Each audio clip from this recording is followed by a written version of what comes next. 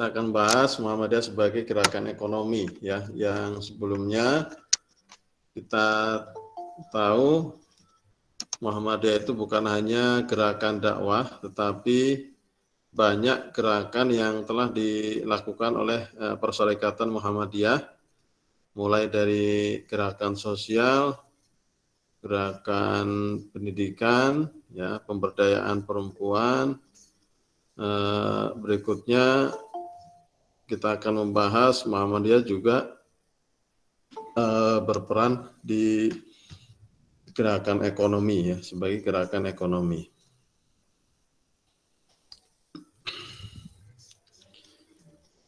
Kiai Haji Ahmad Dahlan dalam menggerakkan Muhammadiyah telah memberi teladan dengan menjalankan bisnis sekaligus berdakwah. Ya, jadi beliau selain menjadi pendakwah, beliau juga ternyata pebisnis. Ya, kalau menurut sejarah, beliau berbisnis tekstil ya, menjual produk kain batik ya, kalau tidak salah. Ini menjadi penopang dakwah ya, pertama kali ketika beliau mendirikan gerakan Muhammadiyah. Kemudian Muhammadiyah ini merupakan suatu organisasi yang tidak hanya bergerak di satu bidang saja. Hal ini dapat terlihat dengan adanya lembaga-lembaga yang berada di bawah bidang ekonomi yang berguna untuk membantu kesejahteraan kehidupan anggota Muhammadiyah dan juga umat. Untuk kemajuan dalam bidang ekonomi diperlukan usaha dan partisipasi dari warga Muhammadiyah, serta bantuan pihak luar untuk mewujudkan visi dan misi Muhammadiyah di bidang ekonomi. Nah, sumber kekuatan ekonomi Muhammadiyah. Perserikatan Muhammadiyah sebagai organisasi sosial keagamaan yang didirikan oleh Kiai Ahmad Dahlan ya, mempunyai sumber daya yang andal ya, sumber daya utamanya yaitu keimanan, pengetahuan dan ekonomi. Pendiri Muhammadiyah menyadari betapa pentingnya aspek ekonomi dalam suatu gerakan untuk mencapai cita-cita. Nah, awal mula kelahiran atau kehadiran Muhammadiyah, sumber kekuatan dakwahnya didukung oleh para pelaku ekonomi yang memiliki pengetahuan sekaligus disinari dengan keimanan. Nah, untuk awal mula pergerakan Muhammadiyah ini didukung oleh para pelaku ekonomi pada waktu itu. Ya, para pelaku ekonomi yang memiliki pengetahuan sekaligus keimanan. Mereka yakin bahwa ketika mereka membantu gerakan dakwah, ya, maka mereka ya, selain akan mendapat fadilah atau keutamaan dari harta yang dikeluarkan, itu juga sebagai bentuk pembersih dari harta yang mereka miliki. Jadi karena dasar pengetahuan dan keimanan tersebut, para pelaku ekonomi pada waktu itu memberikan sumbangsihnya berupa dana ya demi berjalannya dakwah Muhammadiyah.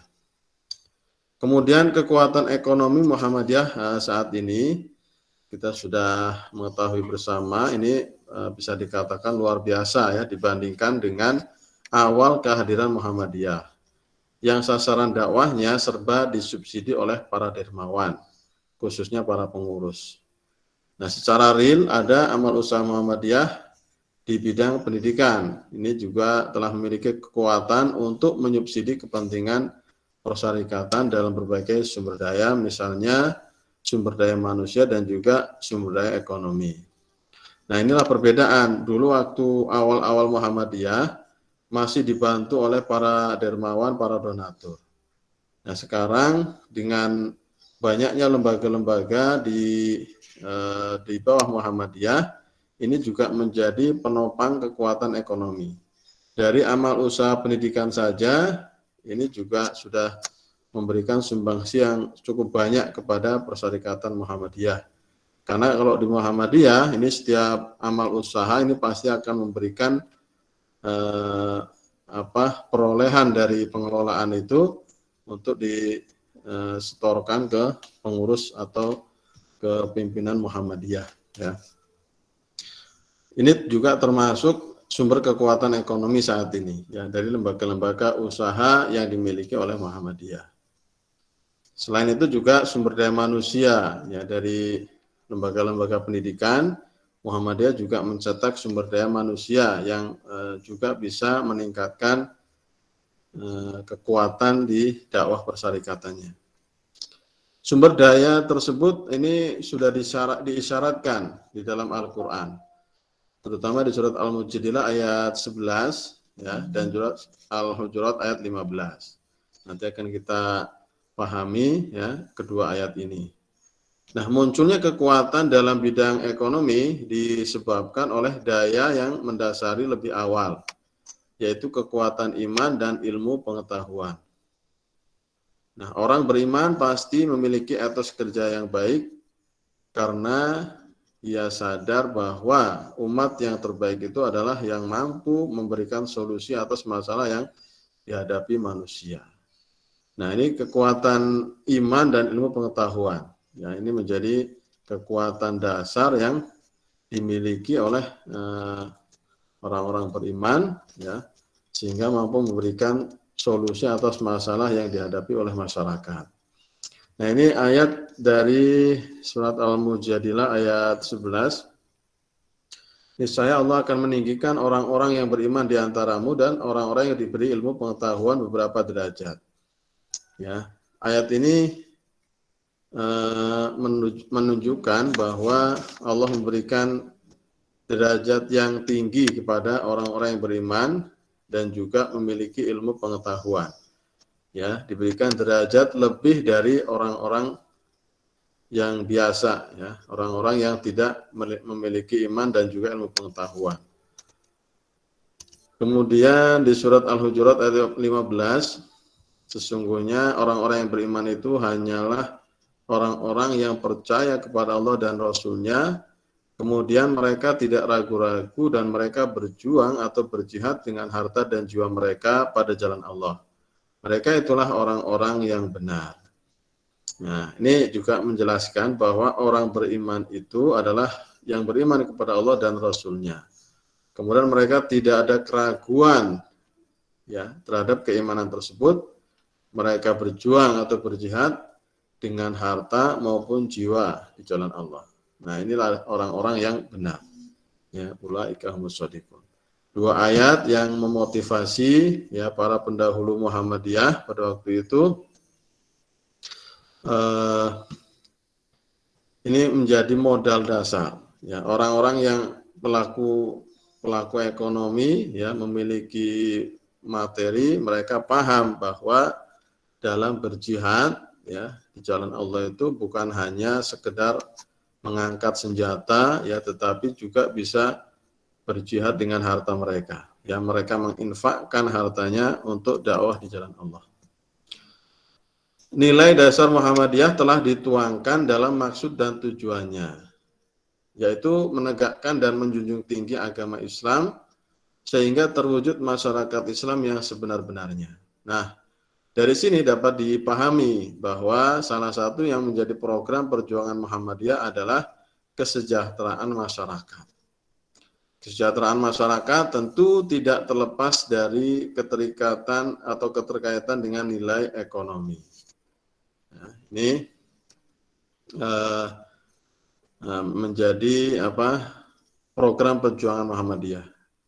Ya, intinya adalah bagaimana mensejahterakan masyarakat. Nah, kesejahteraan itu tentu ada kaitannya dengan masalah ekonomi. Kemudian langkah-langkah Muhammadiyah dalam pemberdayaan ekonomi, ya, diantaranya adalah mendirikan koperasi di berbagai jajaran jenis koperasi sebagai sarana untuk melakukan perkuatan ekonomi umat.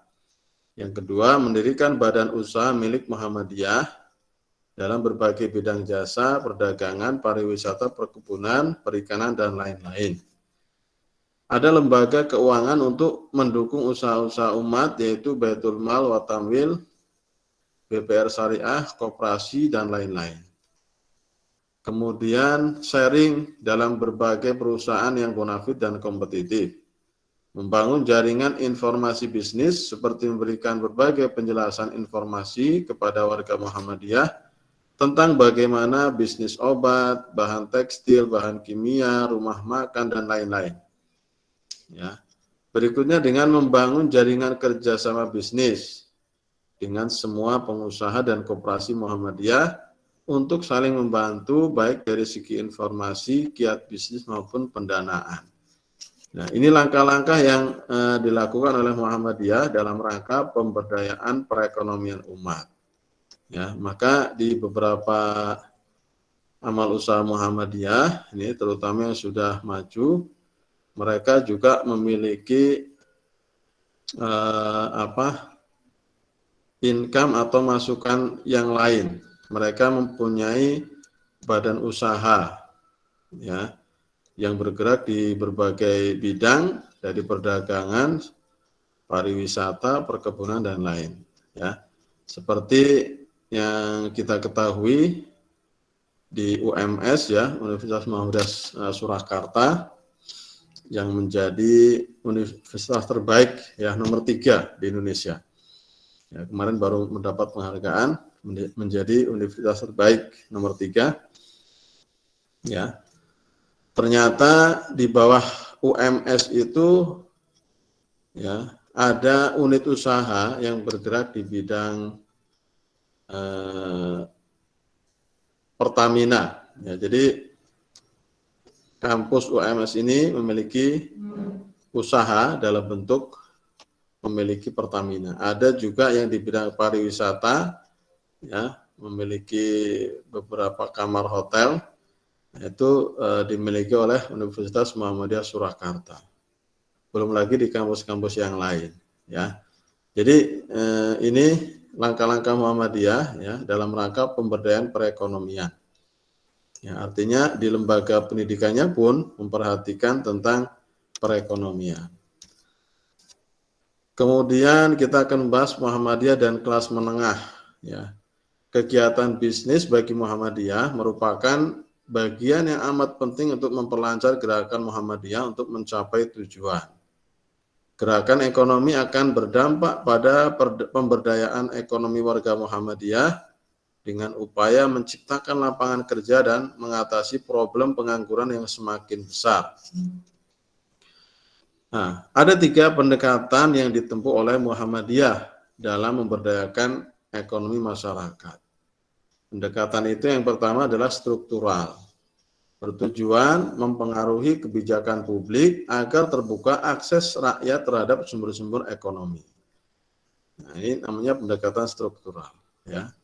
Nah, melakukan pendekatan terhadap pemilik kebijakan, terhadap pemerintah, supaya terbuka akses rakyat terhadap sumber-sumber ekonomi. Yang kedua ada pendekatan fungsional, yaitu untuk meningkatkan kemampuan masyarakat mengelola dan mengalokasikan secara efisien dan produktif sumber daya yang dapat dihimpun.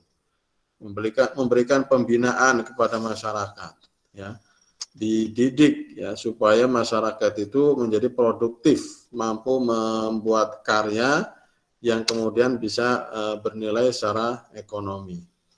Itu pendekatan fungsional. Yang ketiga ada pendekatan kultural yang bertujuan mengembangkan nilai yang memperkuat etos kerja dan juga etika bisnis.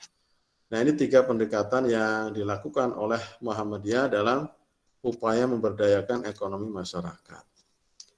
Kiai Ahmad Dahlan ini juga telah memberikan contoh dalam mengembangkan Muhammadiyah. Di antaranya ada beberapa pernyataan beliau yang selalu diterapkan, selalu diingat oleh warganya, warga Muhammadiyah khususnya, yaitu tidak dendam, tidak marah, dan tidak sakit hati jika dicela dan dikritik.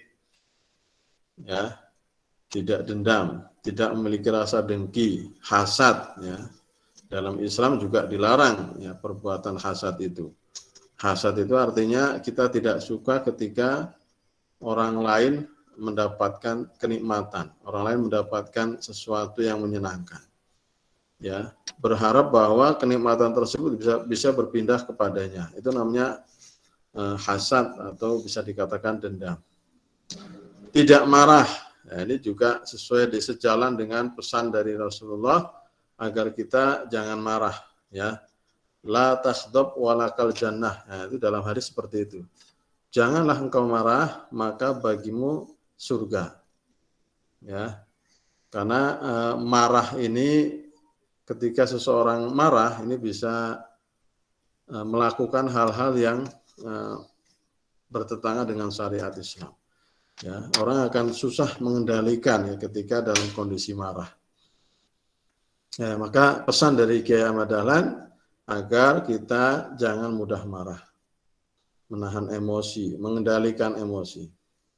Kemudian juga tidak sakit hati, ya, tidak baper, tidak gampang sakit hati ketika ada orang yang memberikan masukan, kritik, ya. Apalagi orang yang mencela seperti ini, ya. Jadi ya tetap menahan diri agar tidak sakit hati. Kemudian Kiai Ahmad Dahlan sangat yakin bahwa Muhammadiyah ini akan diterima dengan baik oleh siapapun di kemudian hari.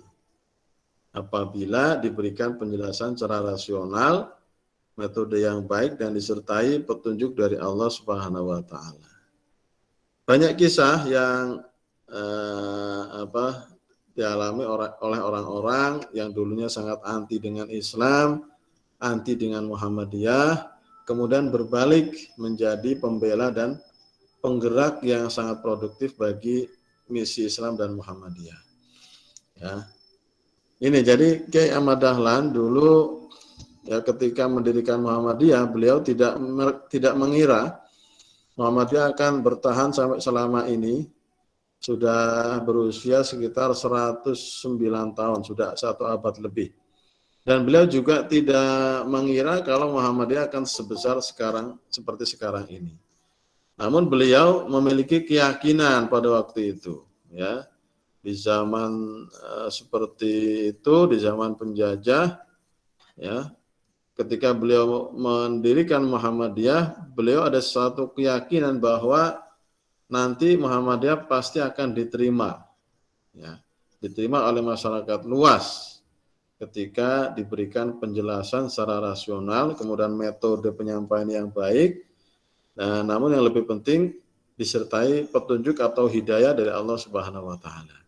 Dan itu sudah terbukti ya, banyak sejarah bahkan sampai sekarang juga masih ada ya orang yang dulunya anti Muhammadiyah bahkan anti Islam ketika diberikan penjelasan yang baik, metode yang baik ya, disertai dengan hidayah dari Allah, ternyata orang tersebut ya berubah 180 derajat menjadi pembela Islam ya, pembela Muhammadiyah pada khususnya.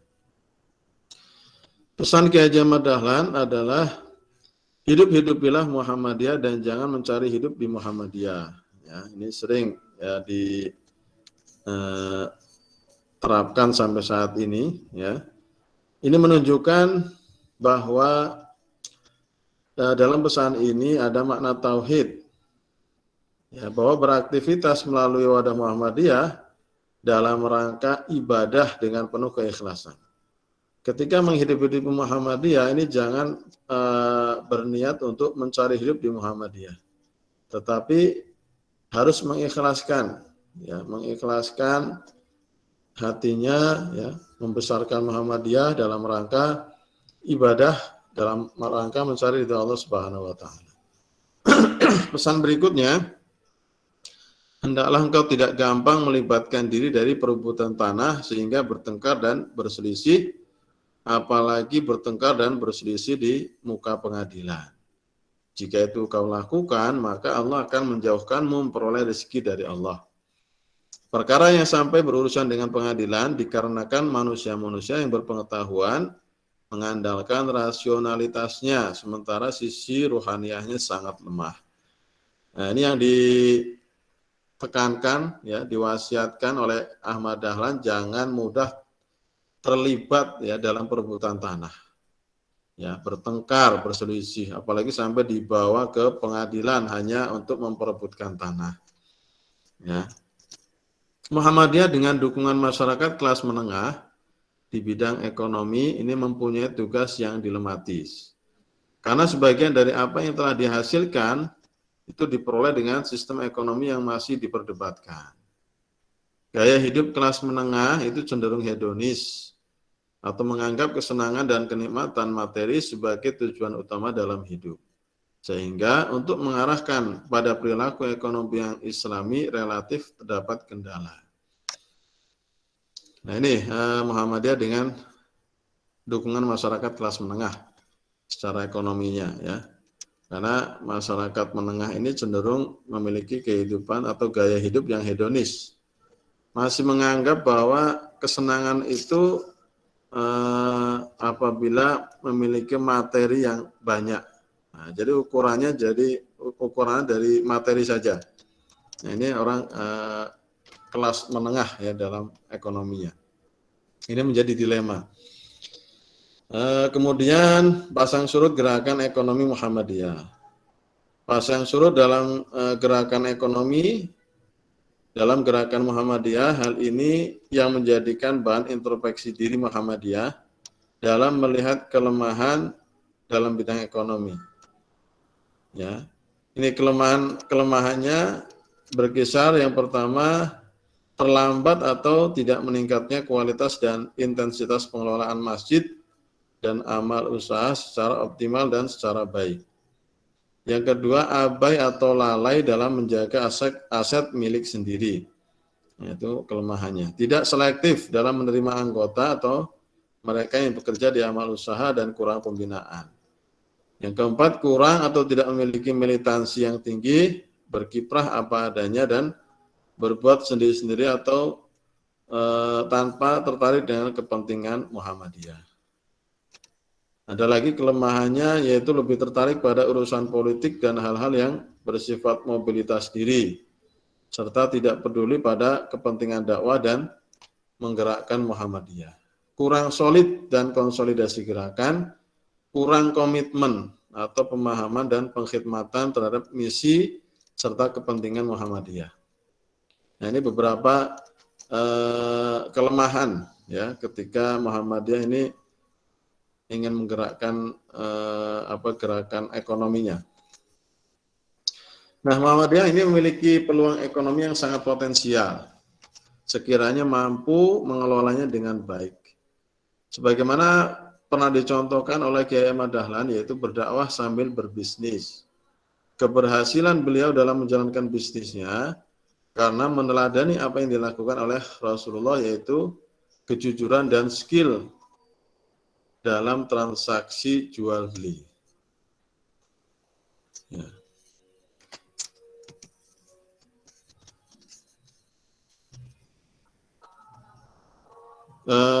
Ini ya, bagaimana Kiai Haji Ahmad Dahlan selain beliau pendakwah, beliau juga pebisnis yang ulung. Ya, karena belajar bisnis sesuai dengan bisnis Rasulullah, ya, mengutamakan kejujuran dan juga skill dalam berdagang. Upaya Muhammadiyah untuk menjalankan dakwah melalui gerakan ekonomi telah dilakukan dalam berbagai macam bentuk perekonomian, tetapi tidak semua berhasil sesuai dengan harapan. Hal ini disebabkan beberapa faktor, di antaranya yang pertama, orang-orang yang terlibat di dalamnya kebanyakan sebagai penganjur atau pengamat ekonomi. Ya, bukan praktisi ekonomi, hanya mengetahui teorinya saja. Yang kedua, Muhammadiyah masih memiliki standar ganda tentang kepastian hukum, batas-batas kebolehan dalam meraih keuntungan. Hubungan kerjasama antar warga dan amal usaha persyarikatan Muhammadiyah belum menunjukkan kebersamaan yang maksimal dalam bentuk ta'awun. pengambil kebijakan dalam tubuh Muhammadiyah belum fokus secara maksimal dalam tataran implementasi terhadap apa yang telah diputuskan Muhammadiyah. Yang kelima, etos kerja sebagian warga Muhammadiyah belum menunjukkan nilai-nilai seperti dicontohkan oleh pendiri Muhammadiyah. Nah, ini menjadi tantangan atau hambatan ya bagi keberhasilan gerakan ekonomi Muhammadiyah. Ini yang keenam, para pelaku bisnis Muhammadiyah di seluruh Indonesia belum bekerja sama dengan baik. Ya, maka pernyataan Ali bin Abi Thalib, kebenaran yang tidak terorganisasi dengan baik akan terkalahkan oleh kebatilan yang terorganisasi dengan baik. Ini berlaku di Muhammadiyah. Ya. Karena para pelaku ekonomi ya di Muhammadiyah seluruh Indonesia ini belum bekerja sama dengan baik. Padahal kalau mau bekerja sama seluruh Indonesia, ya pelaku ekonomi di Muhammadiyah ini bisa menjadi bisa menguasai ekonomi, ya kalau diorganisir dengan baik. Karena menurut sahabat Ali tadi ya, kebaikan ketika tidak diorganisasi dengan baik ini akan kalah dengan kebatilan yang terorganisasi dengan baik. Ya, maka tidak heran ketika para pengusaha-pengusaha dari luar, ya pengusaha non Muslim itu lebih kuat, ya lebih menguasai daripada pengusaha Muslim. Seperti di negara kita itu secara umum ekonomi itu sudah dikuasai oleh negara Cina. Karena dari mereka ya warga-warga Cina itu yang bersatu terorganisir dengan baik ya sehingga mereka memiliki kekuatan untuk menguasai perekonomian di Indonesia. Model gerakan ekonomi Muhammadiyah. Muhammadiyah dengan misi dakwahnya ke segala lini memiliki peluang yang luar biasa dalam memformulasikan model gerakan ekonomi produktif. Apabila di pimpinan pusat Muhammadiyah bekerja sama dengan majelis-majelis terkait dan perguruan tinggi Muhammadiyah di seluruh Indonesia. Nah, dalam Islam sudah digariskan bahwa orang masuk surga dengan iman dan amal soleh. Untuk berdaya orang harus bekerja dan untuk bekerja orang harus berpikir. Kelemahan pada beberapa gerakan ekonomi Muhammadiyah dikarenakan pelakunya belum memiliki skill yang standar dan etos kerja yang baik, sehingga Muhammadiyah perlu membentuk lembaga khusus seperti BLKM, Balai Latihan Kerja Muhammadiyah, atau Majelis Pemberdayaan Masyarakat yang terjun langsung ke masyarakat. Majelis Pembina Ekonomi Muhammadiyah ya pada kepemimpinan Amin Rais telah merumuskan 3 hal. Yang pertama, mengembangkan AUM yang mempresentasikan kekuatan ekonomi organisasi Muhammadiyah. Yang kedua, mengembangkan wadah koperasi bagi anggota Muhammadiyah. Yang ketiga, memberdayakan anggota Muhammadiyah di bidang ekonomi dengan mengembangkan usaha-usaha milik anggota Muhammadiyah. Nah, ini yang dirumuskan oleh Bapak Amin Rais ya ketika beliau menjadi ketua Muhammadiyah pada era beliau. Kemudian amal usaha Muhammadiyah yang digerakkan diawali dengan proses bottom up atau dari warga Muhammadiyah secara pribadi dan simpatisan. Kemudian mereka secara ikhlas menyerahkannya kepada Muhammadiyah untuk dikelola secara terorganisasi. Muhammadiyah memiliki peluang untuk mendesain model gerakan ekonomi secara internal dan juga eksternal.